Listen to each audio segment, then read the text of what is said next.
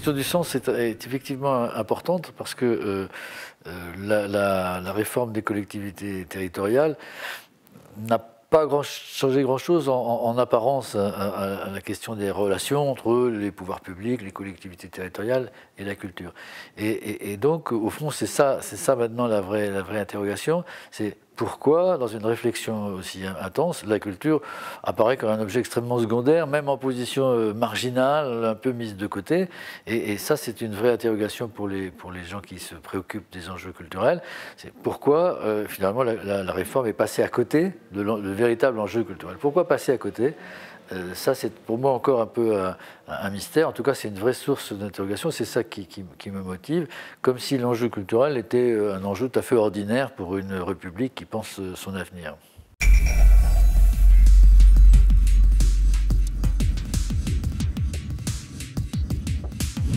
C'est bien une question effectivement collective, hein, parce que je crois que pour les projets singuliers, les projets particuliers, il ne se passera pas grand-chose de nouveau, mais au fond, chacun va se retrouver dans la position qui est la sienne, avec le rapport de force qu'il peut générer localement.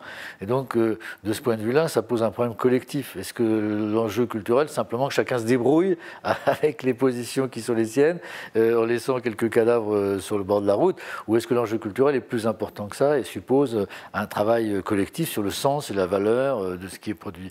Si on ne repose pas la question, eh bien, l'avenir c'est simple, l'anticipation c'est simple, c'est qu'il y a des règles de vie collective et elles ne sont plus forcément toutes au niveau français, elles sont au niveau européen. Et la règle collective pour les activités culturelles, il est temps d'en prendre conscience, l'idéal, la norme, le point de référence, c'est quand même que ces activités-là sont comme les autres, c'est des activités économiques qui sont soumises à la libre concurrence, sauf exception. Donc au fond, la question de l'anticipation, c'est est-ce que le milieu culturel veut être une exception, à la marge, un peu à côté, on se débrouille, on reste dans notre petit cocon, dans notre petit tiroir, ou est-ce que l'enjeu culturel serait tel qu'il faudrait, pour anticiper, revoir la règle qui fait que, en fait, on a affaire à des épiciers culturels qui vendent des produits, et j'ai cité des textes de l'Union européenne, en tout cas des directives services ou des services d'intérêt économique généraux, qui ne laissent aucun doute sur le fait que, bon, dans cette vision-là, la pratique des activité culturelle est d'abord une pratique économique et que le sens appartient à ceux qui veulent bien donner du sens, mais dans la sphère privée.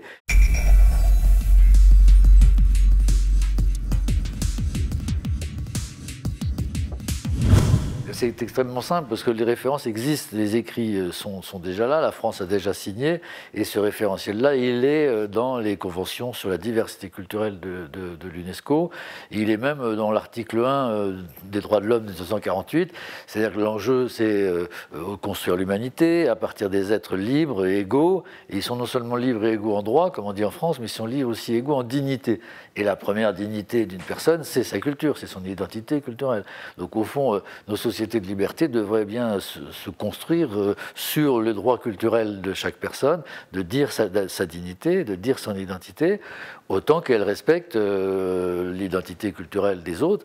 Et donc la politique culturelle, dans cette logique-là, elle est fondée sur le droit de chacun de donner sens à sa vie, hein, c'est ça, c'est donner sens à sa vie. Personne ne peut donner sens à ma vie à ma place, et en même temps, en donnant sens à ma vie, de le faire de telle sorte que ça respecte la dignité de l'autre, et vice-versa. Donc on est devant une politique culturelle qui doit se préoccuper des interactions entre les identités culturelles. Ça doit être, au fond, le cœur, se permettre des interactions entre les dignités culturelles. Les droits culturels, c'est ça, c'est la reconnaissance du lieu du sens, c'est la personne, et l'enjeu politique, c'est que toutes ces personnes aux identités culturelles différentes, Amartya Sen a une belle phrase, il dit, au fond, c'est l'hétérogénéité des libertés. Les libertés, mais ça va donner quelque chose d'hétérogène, parce qu'on n'est pas tous pareils. Et donc l'enjeu politique, c'est comment on fait ensemble comment on met ensemble cette hétérogénéité des libertés pour faire humanité commune. Ça, c'est un vrai pari. Et là, c'est la culture, elle est au centre. C'est pas un secteur d'activité à côté des autres. C'est pas un truc de loisir après le boulot. C'est pas secondaire après les besoins primaires. L'enjeu politique, c'est le vivre ensemble à partir d'identités culturelles différentes. Dans l'esprit des droits culturels, on a enfin une définition de la culture, et être dans la culture ou dire culture, c'est faire humanité. Et faire humanité, ça renvoie bien à la nécessité d'en débattre, de discuter, palabrer, de prendre le temps de rencontrer l'autre, de voir comment il voit le monde, et ça redonne aux artistes ou au milieu culturel professionnel, tel qu'on l'appelle, une place formidable, parce qu'ils contribuent à la construction de ces identités, ils contribuent en tant que référence à la construction de plus de liberté réelle de la part des personnes. Là, c'est une relation de personne à personne, c'est-à-dire une relation qui prend en compte les relations intersubjectives. L'autre n'est pas quelqu'un qui a une carte d'identité, une carte bancaire avec laquelle il s'est abonné. C'est une personne qui a une histoire subjective, qui a une identité subjective. Et c'est cette confrontation des intersubjectivités qui donne vraiment son sens à la question de la politique culturelle. C'est pas facile, mais de toute façon, si on ne le fait pas, c'est une société segmentée. Toujours les mêmes qui vont à l'opéra, toujours les mêmes qui vont faire le tiercé, comme si on pouvait penser l'avenir à travers une société segmentée où chacun développe son identité culturelle sans finalement prendre garde dans l'espace public à l'identité culturelle des autres. Les gens se croisent, quoi. Et donc l'enjeu des droits culturels, c'est au-delà du croisement, c'est les interactions entre les identités culturelles.